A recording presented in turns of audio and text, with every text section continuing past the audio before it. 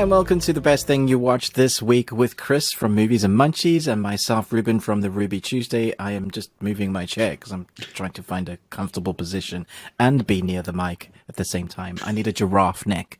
Ooh, that would be fun. That would be weird. What's that animated show that has Centaur World. The giraffe? Yeah, Centaur World. Yeah, maybe I could have like a Centaur World neck. Yeah. Although there is Doug. Doug is the way to go. Doug is the best. Comfortable Doug. Yes. Comfortable. Yeah, you need to be comfortable and Doug. Comfortable Doug. I actually saw Comfortable Doug in a TV series called The Rookie. And he plays like an investigator of some sort on The Rookie. It's Nathan Fillion comedy series. Comedy drama. They're in the fourth season, and he's in the series like as a series regular character now. He's not Comfortable Doug as the actor, but I just hear Comfortable Doug. That's all I hear. Yeah, it's brilliant. I love the actor. I love his voice. I am very much digressing. Welcome to the best thing you watched this week. Chris, how are you? I'm much better after a discussion about Comfortable Doug, so thank you. Yes. Doing You're all right. welcome. How are you?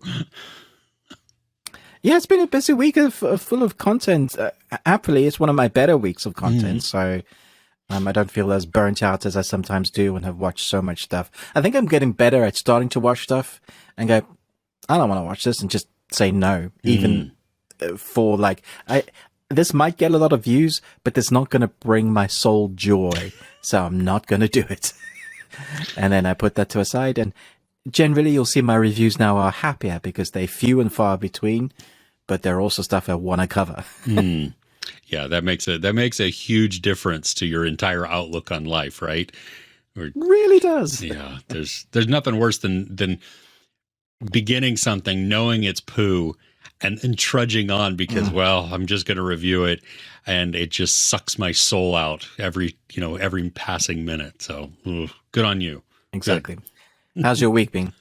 My week has been long, and I did not have as many good watching experiences as you did. I had to trudge through some that I haven't even done reviews for them yet. I finished them up, but they were just That's so exciting that you want to go back and do those.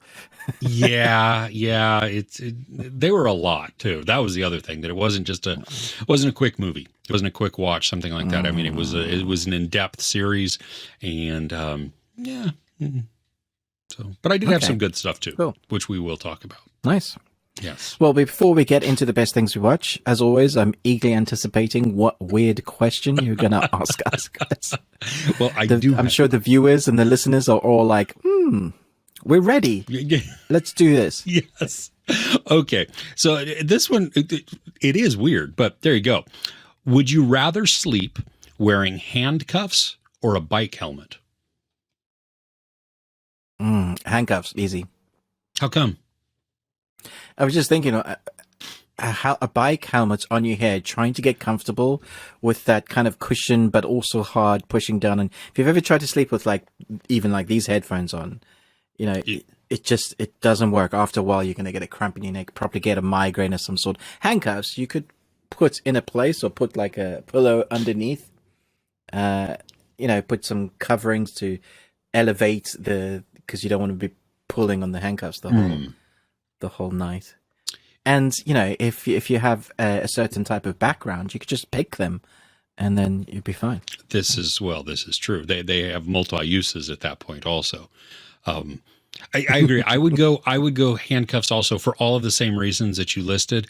However, one caveat: if I am sleeping in a car, train, plane, something like that, I would want the helmet because it's going to pad. I don't have to lean over as far to rest my head against the window or something like that, and it's going to absorb some of that vibration that normally would just hit my head. But other than that, I mean, if I was sleeping in bed, I would not be able to move the next day because your neck would be all jacked up, and it'd be the worst. Yeah, you'd be like Wanda coming out of the shield, and having to readjust herself there. So, gosh. Okay. For our listeners and watchers, let us know the weirdest place you've ever slept, because I think that brings up an interesting conundrum where you're sleeping, like when you're going camping or your airbed is punctured and you didn't know when you had it. So you wake up in the morning and you're just on the ground. You're cold. You're freezing. There's been mosquitoes. There's been biting the crap out of you. You've got a tick on the side of your neck, and there's a snake in the corner of the tent. Well, You know, camping. Why do people camp? I don't know. Because it's cheap and inexpensive. And it's kind of fun sometimes, but yeah, why Is it though? Yeah, I don't know. Not the older you get. No, it's not at all. It's absolutely sucks. But There's places called bed and breakfast, and then you can go to the outdoors, but go home to a bed. Yes, you don't have to sleep in the outdoors. You can just enjoy it, visit it, and then leave it. Yes. Very true. Very true. Yeah. Where is the strangest place you've slept, Chris? Me. I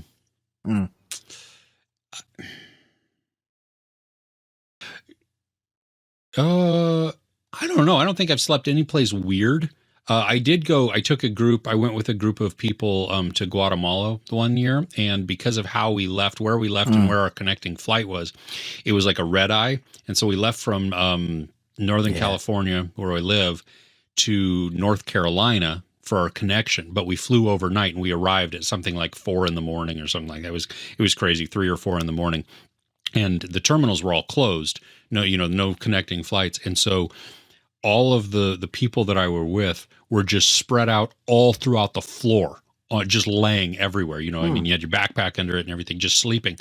But what happened was the airport opens up and they're all still asleep. And I was like crying because I'm laughing so hard at different spots, because you're watching all of these people try to get to their flights and they're being super polite about this just refugee camp on the floor. Because it was ridiculous. Wow. And, yeah. Yeah, that is odd. I have a very embarrassing story of the strangest place I've slept. Do you want to hear it? Of course I do. Very awkward, Chris. All right, I can't name names. Ooh. Let's just say, when I was growing up, I had a few good friends. And occasionally, as you do with good friends, you go over to sleep at their houses, right? Mm-hmm. And so with my particular friend, he had a big bed and he didn't have a separate bed. So we just like slept in the same bed. And it was late at night. I was fast asleep. So I didn't think it was a strange place to sleep. But I kid you not, when I woke up, next to me, the dude had brought the girlfriend into the bed, which I didn't even know was happening. She must have come in quietly or through a window, and they were having full-on coitus next to me in the bed, thinking I was asleep. But I also was so embarrassed because I didn't know what to do. What do you do in that moment, Chris? You can turn around and go, what the hell? Wake up the parents. I'm pretty sure that wasn't meant to be happening, and betray your friend. There's a lot of different options that can happen within that, but that's got to be very there's a lot going on there. Yeah. Well, just to wake up to that. Interesting conversation in the morning. I bet. With a few swear words. I bet. Yeah. I don't. Okay. Yeah, so there's an interesting, embarrassing story for you. You guys, I hope you feel a lot closer to me and feel sorry for what I had to go through. I was emotionally scarred. You know that the guy on the internet who goes, emotional damage. Yeah, that's what I. That's you. Huh? Oh goodness. Yeah. Oh. On that note, should we get into the best thing that we watched this week? Absolutely. Yeah. You want to go first, as I interrupt you, or I guess you try and drink your beverage. Sure. Normally in the entertainment section, when we go into our podcast, we talk about entertainment news and things we're looking forward to. One of the things that I'm very excited about, and it's been like 3 years, is of course Stranger Things, which comes out this Friday. So when we drop it'll be Sunday. So this Friday, yeah, the soonest Friday. And I know it's dropping in 2 halves. So my wife and I, we've been going through Stranger Things again. And since last week, since we spoke, we've done 2 seasons, season 1 and 2. And we were surprised at how easy it was to watch again. Like how quick we were like, oh, next episode. Oh, I remember this bit. So it's not like you don't remember it because it really sticks in your head. But the things that stood out to us this time round was the editing. We were like, damn, this editing, the transition things, like they go from jump scare to something like horrific to a spatula on a pan flipping a pancake. And so you go from one moment to holy crap to, oh, everything's fine, guys. It's cool to holy crap. So good. The special effects still hold up really well. The nostalgia holds up really well because I don't think it's inundated with, it's kind of set in nostalgia and then building characters. Yeah. The thing that I think we found was a bit of a negativity is they didn't expand on some of the characters as much as we thought they had. Because in our minds, all these characters have like the individual characteristics. And we're like, how much do we actually know of Will? We know nothing of Will. Will gets taken by, he's into the Upside Down, and then we get him back at the end of episode 9 or 8 of the first season, and then again Will in season 2, it's like and we still don't know much about what happens with Will, and it's like, okay, so we don't get much backstory, and then we start looking at the other characters, we're like, yeah. So I'm excited to see what they're going to do with season 4, because I know the Duffer Brothers have said because season 5 is the final one, they're making season 4 their blockbuster. So that's the reason why they've done it in 2 halves. So we get the first 7 episodes on Friday, and then we get the last 2 episodes a month later. Yeah. We have to wait a month, but the last episode is over 2.5 hours long. It's a feature. Yeah, it is. So we're building ourselves up. It's still as good as you remember. Like if I were to review it, I was just like, man, the jump scares work, the characters work, the score works amazingly, and how they've written the world, it just keeps you wanting to come back for more. Which is why I think you forget, because it's been 3 years. Yeah. You're like, was it really as good as I think it was? It was up there with me for Dark. You know, it's on equal like footing. I know a lot of people put Dark way above Stranger Things, and that's fine. But I love them both for kind of where it takes me. Sure. In that escapism. Yeah. So that's kind of how, in between watching other content, that's what we've been binging.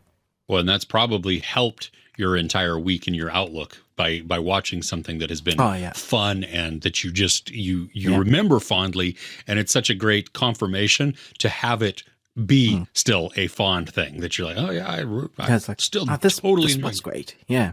Yeah. Nice. Yeah. I'm going to have to I won't be able to watch the entire 3 seasons prior. I'm probably not in a week now. No. Well, no, I could do it. I've done things like that before. If you had nothing else to watch. Yeah, exactly. I'm not going to do that to myself. So I'll probably watch, bits and pieces, within maybe season 2 and season 3, and then watch the season finale or something like that of season 3, just to kind of catch myself up with what was going on and how it wraps up. I think that's probably the bigger thing, is how does this one end, so that I'm ready to go for episode or season 4, volume 4, whatever you want to call it. Yeah, I agree. Nice. So I guess that was a kind of honorable mention. I have so much to talk about this week, but what's on your what's the best thing you watched? Well, it's going to be polarizing. It already is polarizing, and I wasn't sure going into it, but it is Men by Alex Garland. I was very interested to hear what your thoughts on this one. Okay, so no joke. Where to go? No spoilers. I did a spoiler review, but it has just come out, so I'm not going to talk any spoilers. Yeah, it's not even coming out here until June sometime. Oh, that's miserable. So okay, I don't want to spoil it for you or anybody outside of the U.S. who hasn't had access to it. Ooh, talking hard.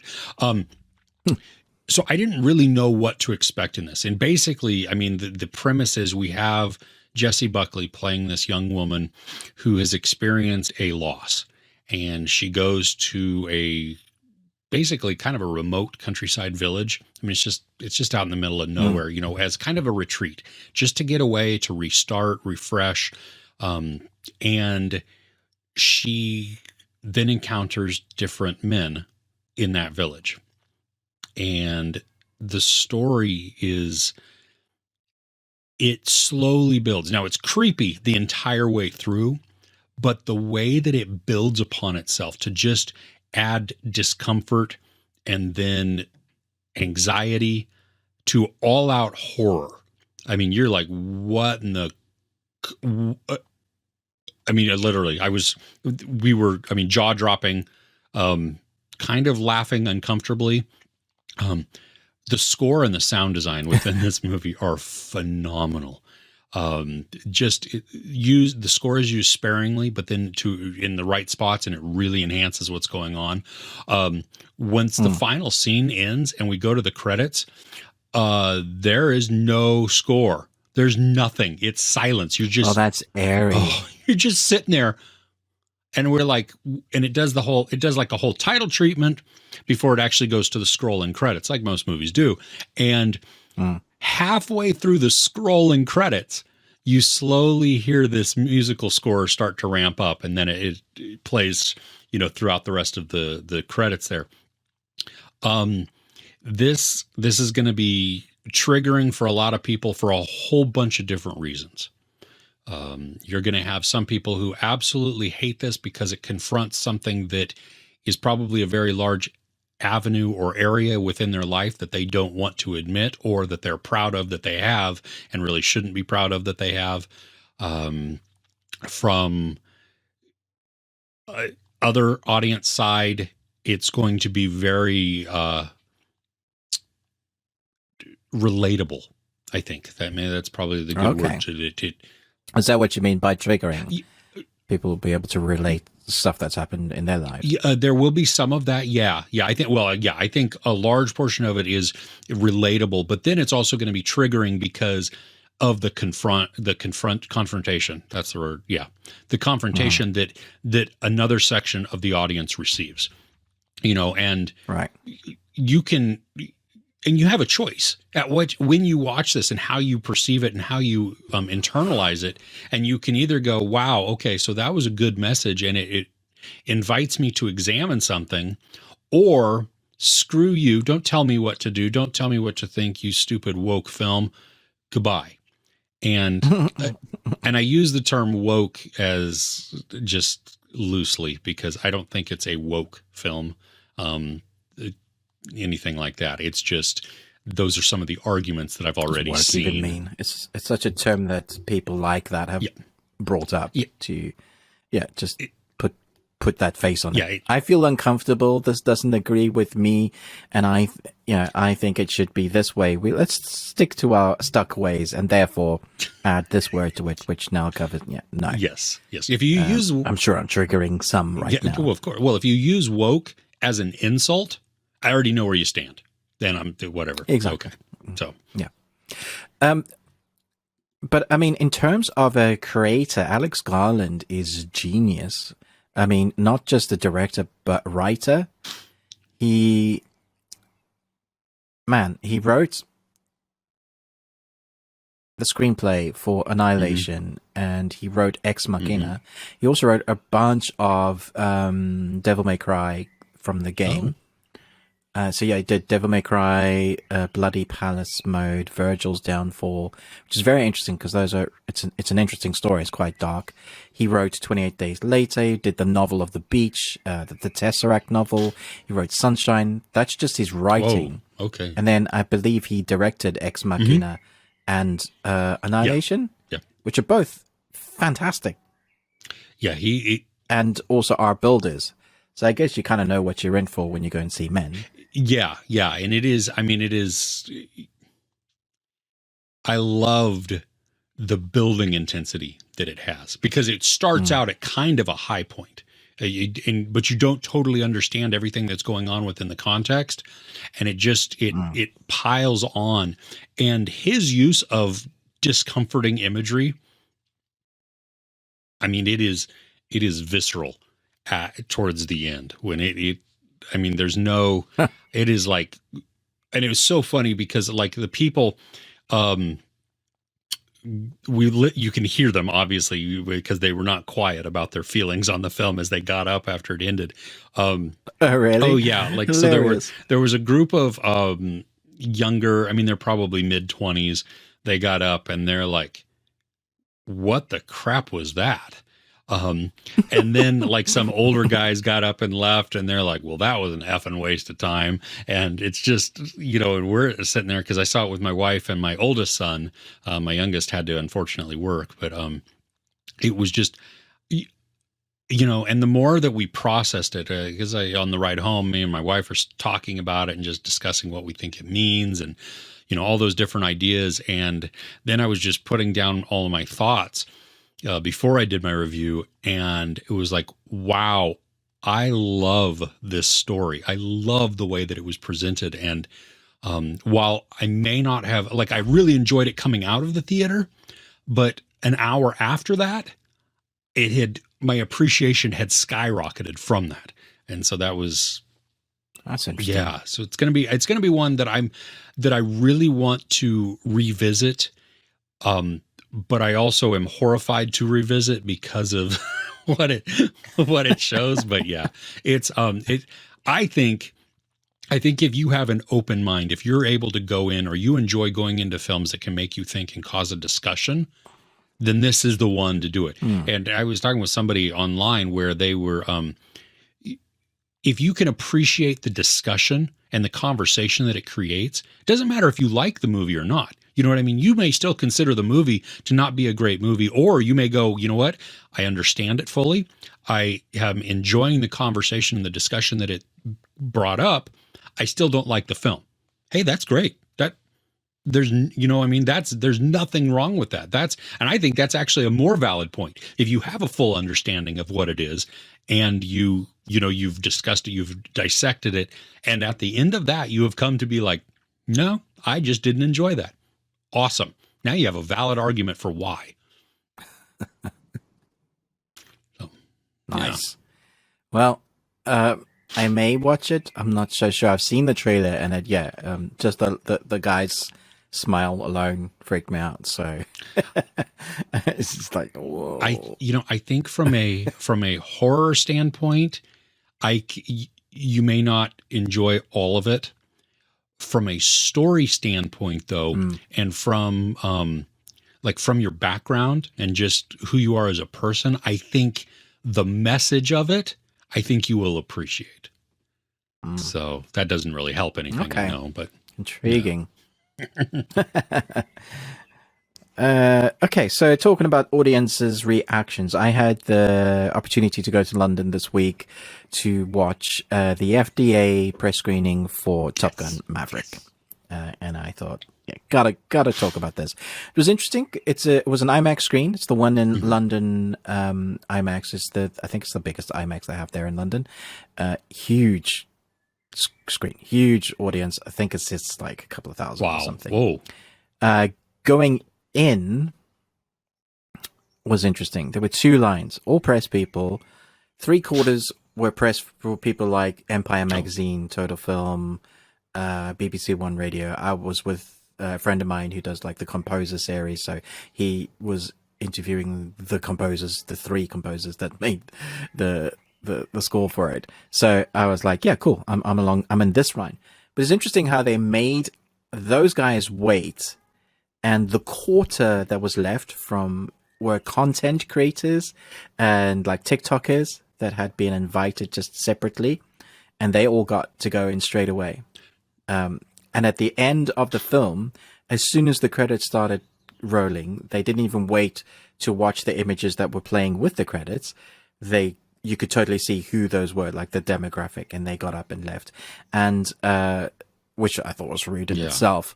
And then there was like a couple of, like a young, I won't say young, he's like in his 20s guy next to my friend who was grumbling the whole way through the film. Every time there was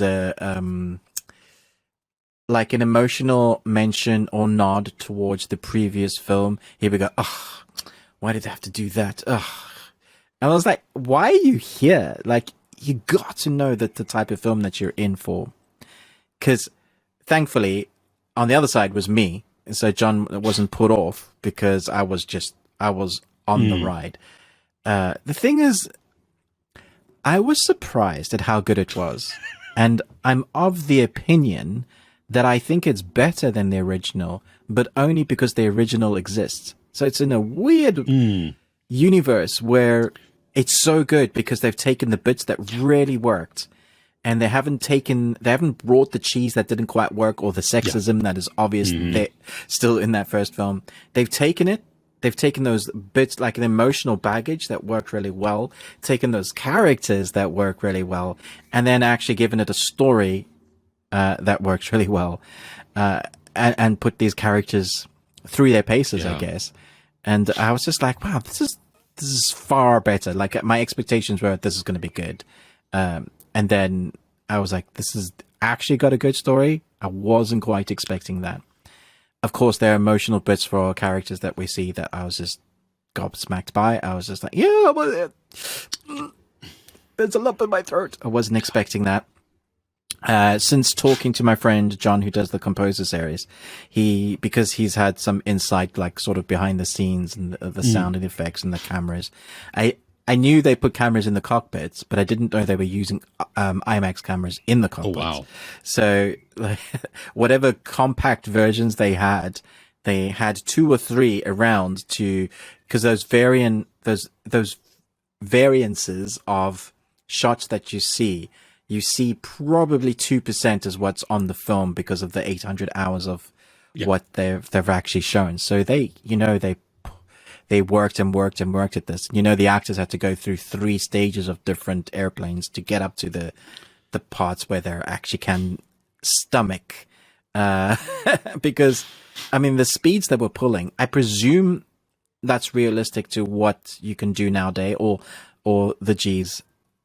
I imagine so. Like, we must have gotten up there without going into spoilers. It's just like, I wonder how much of this is true, because I know we pull so much when we're going in a rocket, and some of the airplanes now that we have are basically, all the jets we have are basically rockets, in comparison. So I thought it was interesting mixing it's new with the old in every way. So we have old Tom Cruise character trying to mix in with the new. We have old planes trying to compete with the new. It was this nice juxtaposition of fish is out of water but out of time. And do you still belong here? It was that question that was, just over everything. The one thing I do have to question, it was the relationship, the Jennifer Connelly relationship, that I almost thought we didn't need in the film. I know, because she's not the same character. She's a new person that's just kind of, and I felt like, oh, we needed a pretty lady, but I thought almost it detracted from what was going on. We didn't need every time they cut back to, I think there was enough emotional baggage going on with, like the Goose's son, that the way their relationship builds throughout the film, I think it was beautiful and done really well. I was worried that Tom Cruise, his cheesy grin and the way his character wouldn't translate.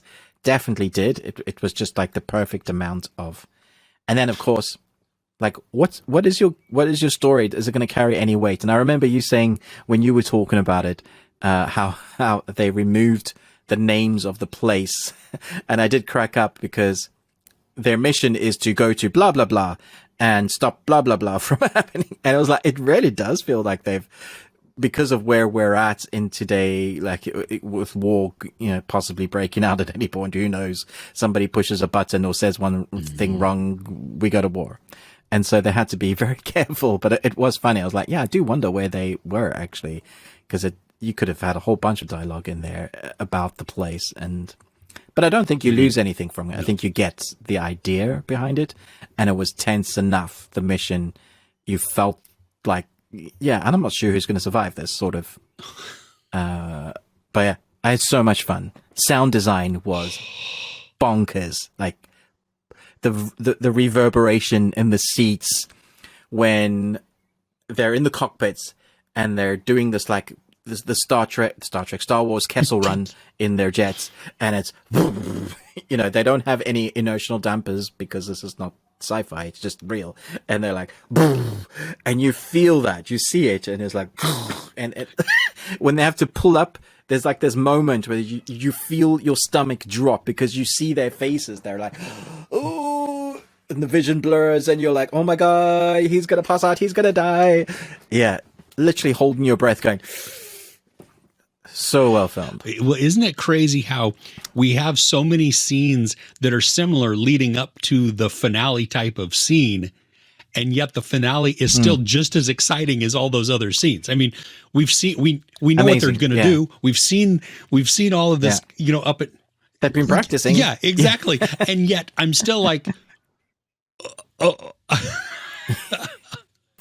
Very, very well done. And I agree. The Jennifer Connelly parts were the one that I was like, I'm not sure it's absolutely necessary. I mean, there are portions of it where I think it provides the impetus for Maverick to then have other interactions with other people, or it provides this little bit of like it's let us into his head almost.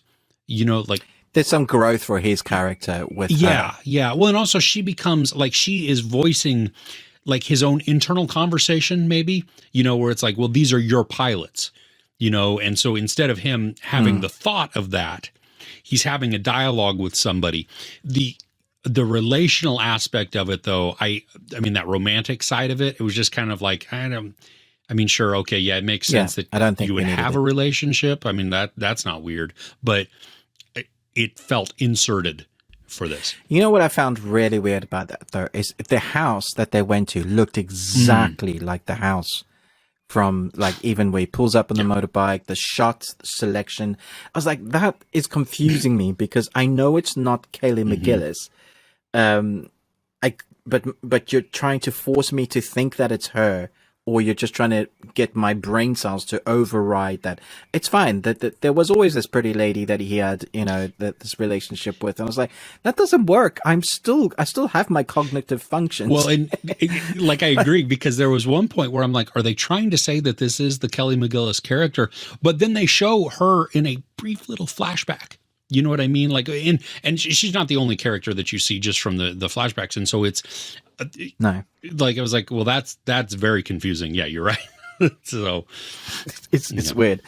But aside from that, I thought it was all very, very well handled. That's how you do a sequel reboot. It's very clever. You're bringing new audience, new blood.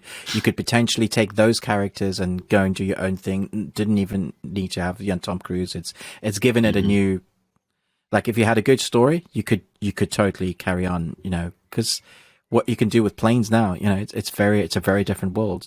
You could continue having that human fight. Do we even need pilots anymore because we have drones? It's an interesting conundrum with the story that I think is worth exploring if you have a good story. I was surprised at the amount of emotion shown by the press people. There was lots of clapping throughout the film, lots of laughing. Pretty sure I caught a few sniffles, and this is like English peeps, man. And we stiff upper lip and all that. But there was a moment where Tom Cruise drops down out of a window, and he's just visited someone, and he stares at like a young lady. And man, I don't think I've heard like an English press people laugh so hard in a long time. I think that's what it is. So, like, even the laughs, they land well.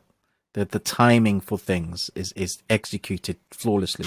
So you're going for this massive ride, great story, great adventure, but then it puts you in the emotion of human. There's a human element to it that really works. And I thought, man, I could walk into this tomorrow and watch it again. Like, sweat, no problem. I'll enjoy it as much as the first time. Totally. Like, I went to the theater twice this week, and I got a Top Gun trailer at the beginning of both of them, and one of them had an extended one, and I was like, dang it, next week needs to get here already, because I want to go see this again. Like, I am super excited to check this out, because there's not a lot of films that have me like several weeks after, where I'm like chomping at the bit to go to it. You know what I mean? Like you come out of a film and you're on that high and you're like, oh, I could totally go watch that again. But there's also those where, over the course of a week or 2 weeks or 3 weeks, you're like, well, no, I still enjoyed it. I had a blast with it, but I could probably wait to see it, when it comes. But no, I really, really want to see this. It's so good. Yeah. Oh, I'm good. Okay. So I've gushed enough about Top Gun Maverick. Everybody go and see it in IMAX if you can. Gosh. If you have an IMAX near you, I never tell people like go IMAX, spend the extra money, but it's worth it for this sound design alone. You want those specialized speakers, and then those wide shots for when they're in the planes and the dogfights and the Kessel Run in 2.4 seconds. You want it. So good. Yeah, totally worth it. I agree. Okay, so what's next on your list? Well, it may be on your list too. I don't know, but it came out Friday of this past week. Love, Death, and Robots, Volume 3 on Netflix, and the first season absolutely blew me away. You get just all those varied animation styles. And there were so many episodes. I think there were like 18 episodes in that thing, which was crazy too. And then, they're all 7 minutes to 12 minutes, something like that. I mean, none of them were overly long. So it was a very fast binge, but just the amount of creativity, not only in the animation, but the storytelling itself to take on that challenge of, how can I tell a story in the shortest amount of time possible and make it have an emotional impact and make you feel like you've actually gotten a full story, And so, season 1, volume 1 set the bar stupid high.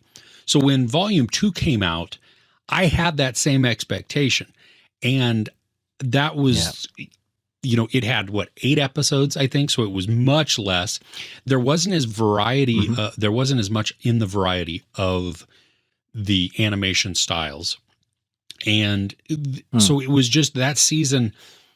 I haven't rewatched it. And so I can't, I'm hesitant to kind of how I really rank it, but it's part of it would be my expectation being too high, set too high.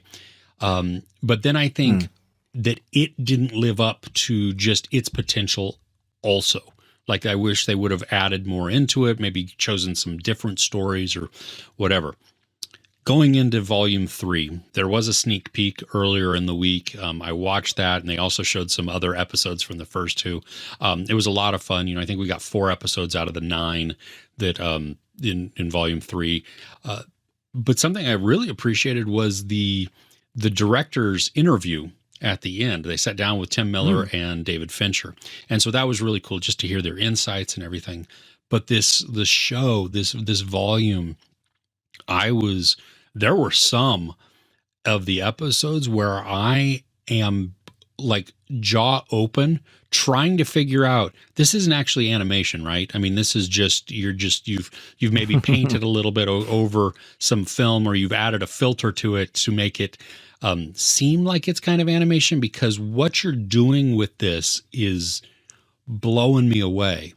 And the storytelling too, I think was, just so spectacularly captured. And it is dark. I think all of them are, I'm not sure if any of them had any type of real hope to them. Well, one did. My favorite one did have a bit of hope, but it's still very dark. But you watched it too, yes? What did you think? Yeah, it's interesting. I think the more I talk about it with people online, in comments, the more it raises in my ranking, because listening to people's opinions on specific points or parts in episodes or what their favorites are, the more I talk about it and the more I see. And I was like, yeah, that's totally true. When someone sees something that you don't, but then they just kind of shine a light at a moment, you're like, totally didn't see that, but yeah. For example, the last episode 9, Jabara. Jabara? Something like that. Yeah. Jabara, thank you. such a weird concept, very photorealistic again. Like, but the art style itself, it comes from like folklore. The woman wearing all the jewels, the greed of man, the themes in there are very interesting. But just taking the no dialogue, but use the score and sound effects, and then to have that moment where your one character is deaf, and you're like, what? And the contradiction between that, and then you know that they motion captured professional dancers to do weird, contorted, beautiful dancing, that was mesmerizing and horrifying at the same time. And that was the level of creativity that we got this season. Like every episode, you could talk about that. Like the moments that you're just kind of blown away. And also, somehow they managed to capture your emotion enough that you care about what happens to the characters within a few minutes, which is really difficult. Didn't do that for me on every episode, sure. But the one with the rats and the farmer, I was rooting for the rats, like seriously. By the end, I was so happy that there was like World War IV going on, and you see this like a sort of Braveheart moment with like bows and arrows and spears, and they taking down the man or robotic man. That the thing I found the most difficult with this season, there was so many of the episodes that ended that felt like it was a beginning to a series or a movie. One particular one was the longest episode of the series. Again, looks so real. The space adventure with, I think it's called Swarm. It's about 21 minutes long. And literally, it ends where I felt like it was starting. Like and she's like, yeah, and we're going to go to blah, blah, blah, blah, blah, without doing spoilers. Amazing story, end. And I'm like, come on, you cannot leave it there. Like there? You leaving it there? Well, that was Tim Miller's episode. So that was the one he directed. Yeah, so of course it was. The reason I'm like, that frustrated me also, that episode, because of like, you can't do that. But it gave me hope because he directed it, that it would be like, well, maybe we're going to see more of this story play out in future volumes because it's maybe him and it's his, creation with David Fincher that, okay, that, well, and even David Fincher's episode too was one of the longest ones. And it's, him with the, which one was David Fincher's? That was the pirate ship. Yes. Incredible again. Oh, and so dark. Yeah, terribly. And crazy how we, we pick up in the middle of the story, so we really get just the finale, the conclusion there, which it's kind of my favorite parts. I don't need origin all the time. Drop me into what's happening. I'll pick it up. Well, and when it's effective storytelling, you do pick it up. Like you get that context and it's like, oh, okay. So yeah. Very well done. My favorite episode was Kill Team Kill,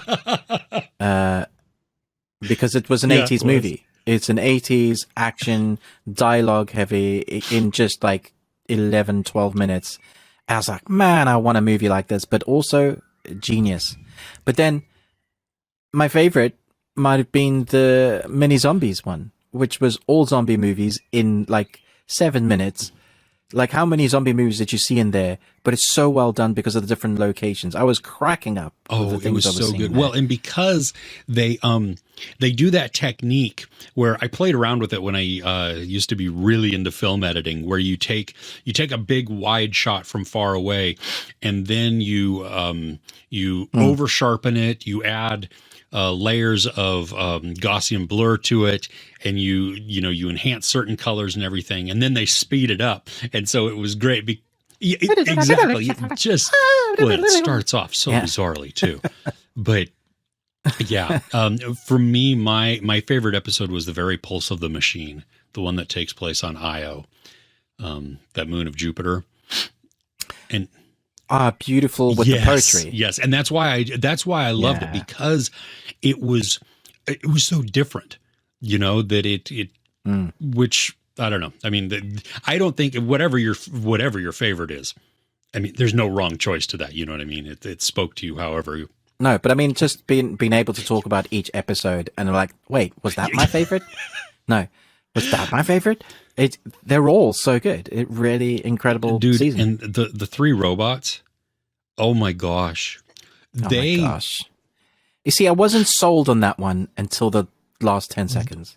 They are eviscerating of humankind. I mean, Humans. just the satire and the social commentary throughout that is just like I didn't know where it was going and I didn't know what it was doing necessarily, but as it Sorry, I got a Oh, no. wasp that I'm going to.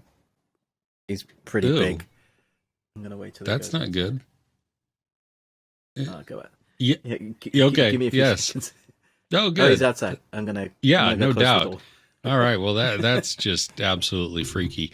I don't think there were any bug ones in there while Ruben takes care of a bug.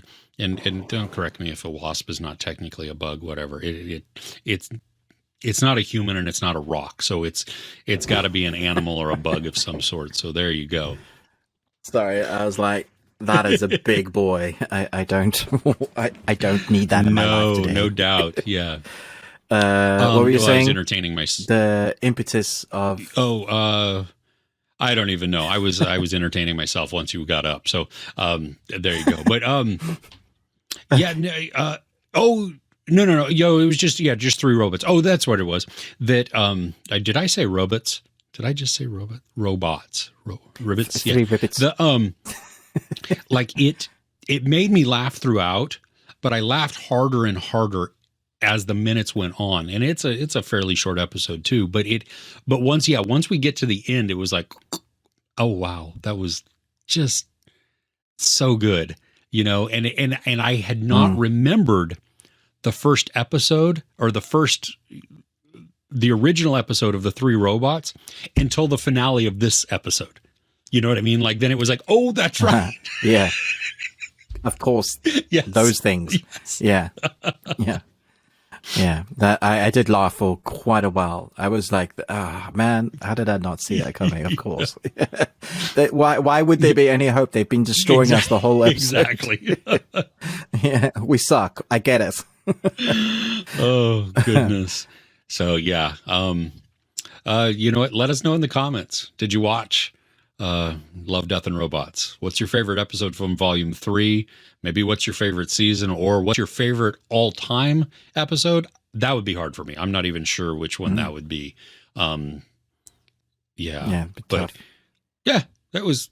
So it was a good. I mean, I was anticipating it. I figured it. I was hoping that it would be great, and so I'm glad that it really really delivered with a great variety and some crazy storytelling. Yeah. Nice. So if you can believe it or not, Top Gun Maverick isn't even the best thing I watched this week. Really. But I wanted to mention a couple of others, like quickly, just to put on people's flags as I guess, honorable mentions, because there's been some like mixed reactions to these. They dropped both yesterday, Friday. They dropped on Friday, so if you're probably watching this on Sunday or earliest Sunday. So one is the new Hulu Disney movie, The Valet, with Samara Weaving and Eugenio Derbez. Samara Weaving and Eugenio Derbez.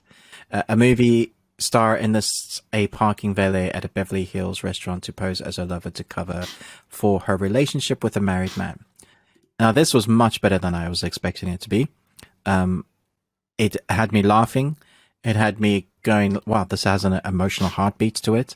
I didn't love Samara Weaving. I thought she was fine as that character that she was playing, but I thought Eugene was fantastic, and his family is amazing. There's this really nice Spanish influence, like with subtitles that you kind of have to read for a lot of the film. So it has a nice cultural, I was going to say, not a cultural relevance, but a cultural, authentic culturalness to it, rather than it's just been put in there for the reason of it. It's a part of the movie. There's a big part of the characters. Most of the characters that are the protagonists, other than Samara Weaving, are also Spanish, I think. So I thought that was really good. It made me laugh, and had an ending that wasn't your typical Hollywood ending, but you can also see it coming. So I think that's much better than people. Maybe you're like, do I need a rom-com? This is actually pretty good. Nice. Put on your list. And then the other one, Chip 'n Dale Rescue Rangers. I went into this film with big grumpy pants on. I was like, I love my Chip 'n Dale, and I didn't like the look of the trailer. I thought, no. I tell you what, it's funny. It's actually funny. Like, there are jokes that just land well. There are moments of things going on in the background that you're just like, what on earth? I would love to know how they got the licensing for everything in this movie. Like, it's cross genres or cross platforms, I guess. It's because there's this mix of Toon World, like Who Framed Roger Rabbit, who's in this, by the way, with like Garfield. You know, it's like live action, but the story is set in the world where toons have always lived with humans. So it's a fully realized world where that is just the norm. The toons are around, they go to schools and restaurants, and the same with us, and they interact with each other. And the cartoon series that they're like the toons themselves are just actors that acted in those series that we watch, like Chip 'n Dale Rescue Rangers. That's the idea around it. And it really works. There are moments that they just make fun out of everything. One of the best things is that they're not afraid to make fun of their own brands or other brands. When Sonic originally came out, the trailer for the first film, remember how bad Sonic was? That bad Sonic is in this movie. There are lots of things like that. As a character, there are lots of things in this film that just add like level, like they really went to town with. And then there's an interesting story. It's very much like Who Framed Roger Rabbit. Some stuff is happening to some of the toons, and Chip and Dale have had a falling out, but they have to get together again to rescue a friend and stop what's happening to the toons. And so that's your arc. But along the way, you just get to experience all the things that are happening. And I think it comes down to the talent behind the writing and the actors. So I knew the talent was good, but I just didn't know how it was going to translate. So what they didn't do was reboot Chip 'n Dale Rescue Rangers. They just took the Chip 'n Dale Rescue Rangers characters, put them in the real world, and then made them interact with something that has happened. And it worked. I was so surprised. Okay. So I don't think it's a secret. Like I've been very hesitant to go into this because my biggest issue when I saw the trailer was the voices. Yeah. You know, And they explain it. It makes sense in the why their voices are different. And I was like, I kind of buy that. Then I will I'm going to trust your recommendation because I like you. Go in with an open mind. Like if you're not enjoying it half an hour in, then that's switch it off. And I think because I like to laugh, you know, and I love it when things are very clever. So if that's what that is, I mean, because honestly, my biggest hang up was just the voices. That it's, you know, but if they address that, then okay, then I can get past that because now you've acknowledged it versus, you know, you just all of a sudden have two characters who I knew from, you know, 30 years ago or whatever that didn't sound like that. And now all of a sudden you're giving me these and they sound like this. Well, there's got to be some reason for that. And if you give me that reason, then I can either choose to get behind it and accept it, or I can go, no, I don't buy it. And then whatever. But I mean, you know, definitely I'll go in with an open mind, but okay. This has me excited. Which I honestly was not like, I didn't like, I was actively, avoiding it. Yeah. Avoiding. I didn't. I don't know why I put it on, but I didn't switch it off, which is like a miracle in itself. Nice. So those were my honorables. Do you want to talk about one of yours before I go for my best thing I watched this week? I guess maybe these are ongoing series that I've been watching, but both We Own This City and Shining Girls, they continue to get better and better. This episode of Shining Girls gave us, it was Harper's story. And so we get the background on that. And I'm like, oh, whoa, okay, so much is falling into place now. Wow. Yeah, I yeah, said exactly. it. Yeah, I was very excited to wait to hear it to everybody who's seen this episode because it It makes does so much more totally. sense. So I'm enjoying both of those. I mean, We Own the City for a whole different reason, and I think maybe I mentioned it last Yeah. week. I don't know, but it's John Bernthal.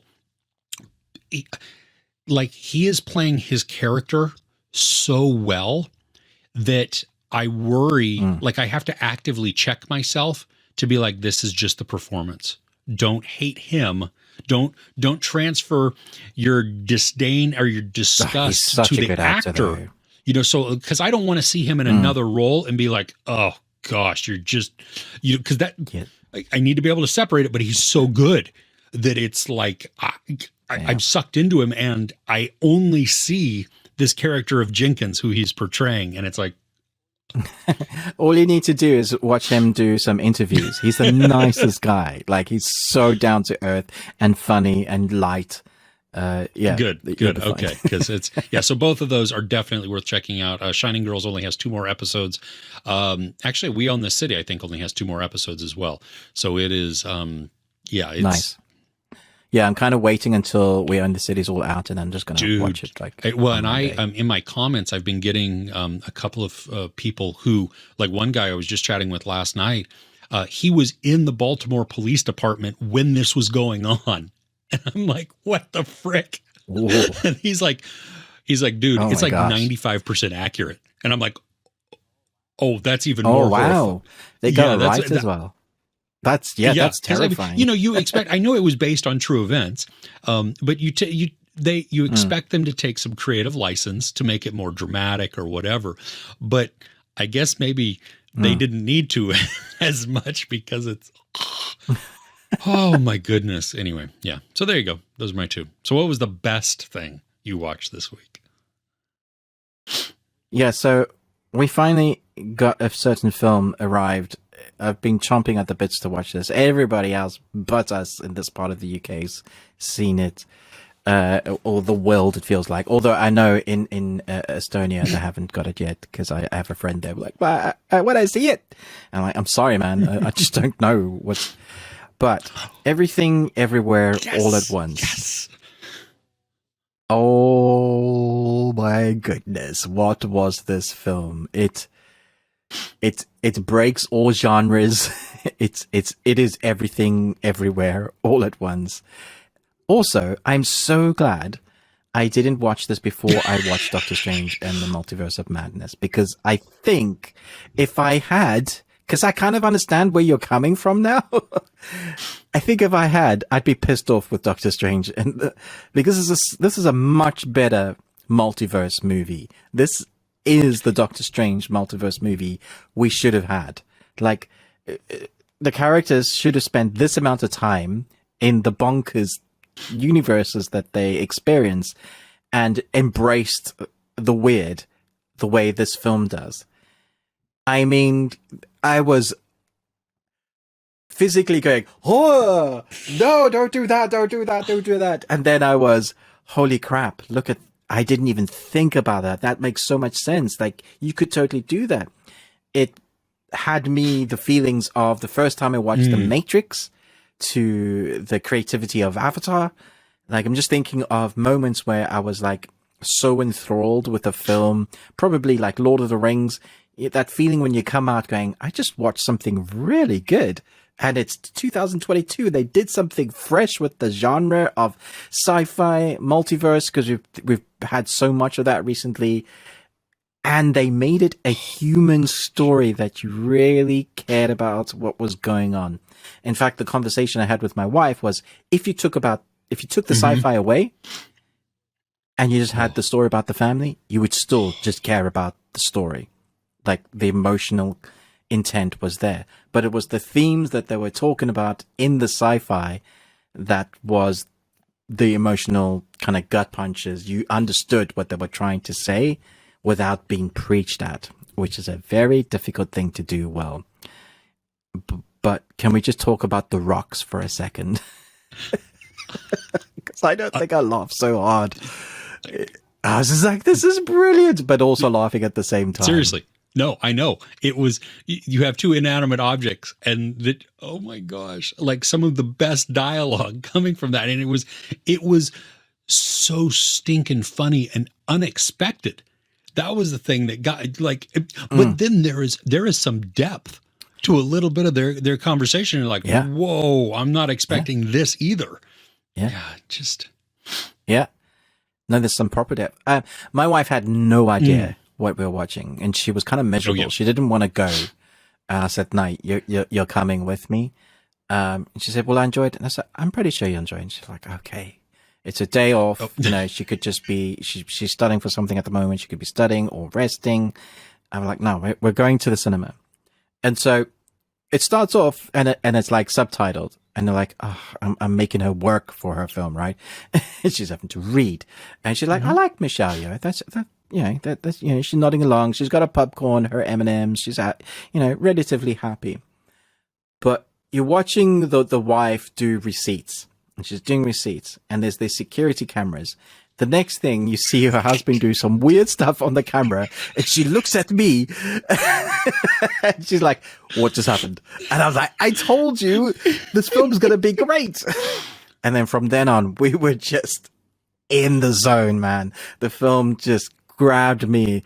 I do think there was like homage to The Matrix for sure, like the office buildings, like running away and hiding away from the agents. And the bonkersness of the technology and the idea of how they do that. I think it's been used before. But the way they integrated it, man, I love this film so much. Dude, I tell you what, I need to get a fanny pack, first off. Because I'm not sure that's going to imbue skill to me, but whatever, you could at least be prepared. But I love the idea of the mundane, acts that to trigger something. Yes. How creative is that? That's genius. That's chapstick. My goodness. Which then makes it so much more funny too, because you don't know what they're going to do, because then it could don't know. The camera zooms on a certain object. I'm not going to spoil, but literally everybody in our cinema went, oh, no. That's not an award. That's even when we first see it, they were like, "That no, you're not convincing me." Don't. That's I mean, just that there was. I mean, we can talk about what there was the paper cuts, and he's purposely trying to give himself paper cuts and couldn't do and it. I'm like, oh, but see, that's such a great film. Well, and how true does that ring? Where you may do something like that, and it's like, well, dang it, that didn't actually do what I was trying to do, and then all of a sudden you have like 13 paper cuts because you weren't expecting or trying to do any of that, and it's just been it's turned out very poorly. The probability law of when you would actually get a paper cut, that I was like, this is it's too real, man. Oh gosh! Oh, I'm so glad you got to see this. Truly one of my best films of the year. I don't foresee it being knocked out at all. I can't. From the top. I can't see what else would. They're so creative. The fight sequences alone were incredible. Michelle Yeoh obviously has still got it, but her acting performance as well. There's an emotional range that she has to go through from being an angry mom, an angry wife, a martial artist, to the different characters she has to play because of the multiverse. Yeah. So like you're thinking, oh my gosh, like the creativity alone, the way they use their environments in fighting or what they're using, hilarious. I don't know if it's a spoiler, so I'm just going to say minor spoiler, because there's an actress in here that I wasn't expecting to see that I think almost stole the film for me. So I'm just saying now, but I presume she's in the poster, Jamie Lee Curtis. Oh, yeah. She's in the trailers and everything. Yeah. Yeah. Oh, she's in the trailer. Okay. So I just thought she was amazing. I didn't expect her. She has an emotional relationship, or she wants to have an emotional relationship. She's almost the heart and backbone of the film in parts. If it wasn't for her, like things wouldn't happen. But then she has an amazing fight scene as well. And one of the grossest scenes I've ever seen on screen ever. And I just thought she performed it spectacularly. I thought she was amazing. Yeah. Agreed. Yeah, exactly. Oh, goodness. Yeah. So many good reasons to watch this film. Like this discussion has made me excited to see it again, because I think it's coming out like on VOD or to purchase relatively soon. I think it's soon. So, yeah. I will be buying this straight up. Yeah. Absolutely. Yes. This is so much fun. So I mean, that's all. That's everything. Everything all at once. Well, there you go. Yeah, that's my list as well. So that's nice. Very fun. So let us know. I mean, we asked you a couple of different things throughout the video, but don't forget to talk to us in the comments. But also let us know, what is the best thing that you watched this week. Maybe something's not on our radar, or maybe we just didn't cover it. Whatever that is, we'd love to hear what you're watching. Because like we've said before, your suggestions sometimes make it onto our lists to check out. I did get a couple of recommendations from this past week where I've got them now on my list to check out, and I'm really excited to do so. I just have to carve out the time to watch a couple of them. I think one of is like a Norwegian film, something like that, from like last year or something. Yeah. So anyway, just all that to say, we do appreciate your suggestions. We want to hear what you're watching. Because that's, it helps build us and it helps expand our horizons as well. You can always tweet at us at Best We Watched. Obviously, like, share, subscribe to each of our YouTube channels, or the other one, whoever you're watching this on. We have Ruben with the Ruby Tuesday. I'm Chris with Movies and Munchies. And there's also the opportunity to check out our exclusive content on Patreon. It's patreon.com/thebeardedones. My brain had a little hiccup there. Couldn't remember how it was going. But we have new content every week on that as well for any of our supporters there. So we appreciate you. And with that, I think we'll... Oh, no, wait. If you want more of the exclusive audio, more of the extended version of this, you can always check us out wherever you happen to listen to podcasts. That's what I wanted to say. Wanted to make sure that we... Yes, there you go. Okay, that's it. Rambling over. Thanks so much for watching. We'll see you next week.